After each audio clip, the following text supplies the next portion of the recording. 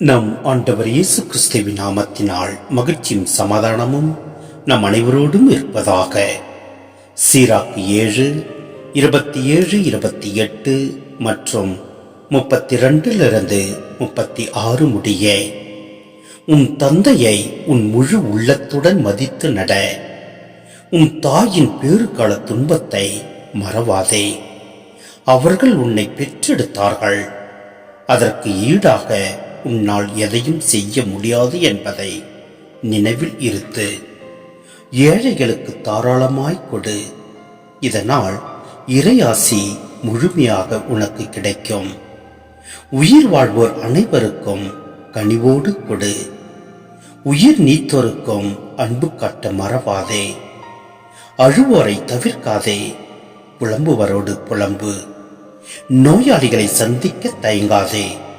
இத்தகைய செயல் மற்றவர்களின் அன்பினை உனக்கு பெற்றுத்தரும். எல்லாவற்றிலும் உன் முடிவை நினைவில் கொள். அவ்வாறெனில் ஒருபோதும் நீ பாவம் செய்ய மாட்டாய். சிந்தனை: பிறரோடு நாம் ஏற்படுத்திக் கொள்ளும் உறவை பல கோணங்களில் நோக்கி ஆய்ந்து அறிவுரை கூறுகிறார் ஆசிரியர். கணவன் மனைவி, பெற்றோர் பிள்ளைகள், முதலாளி தொழிலாளி, மனிதர் வீட்டு விலங்குகள், கடவுள் அடியார் முதலிய பல்வேறு உறவுகளை பற்றி பேசுகின்றார். மேலும் நாம் ஏழைகளுக்கு தாராளமாய் கொடுப்பதன் மூலம் இறையாசி முழுமையாக நமக்கு கிடைக்கும்.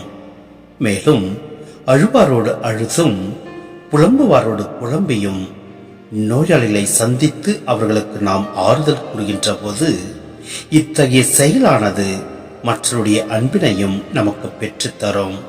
எனவே நாம் அனைவரிடத்திலும் கனிவுடன் நடந்து கொள்வோம். எல்லாம் வல்ல இறைவன் நம்மை நிறைவாய் ஆசீர்வதிப்பார்.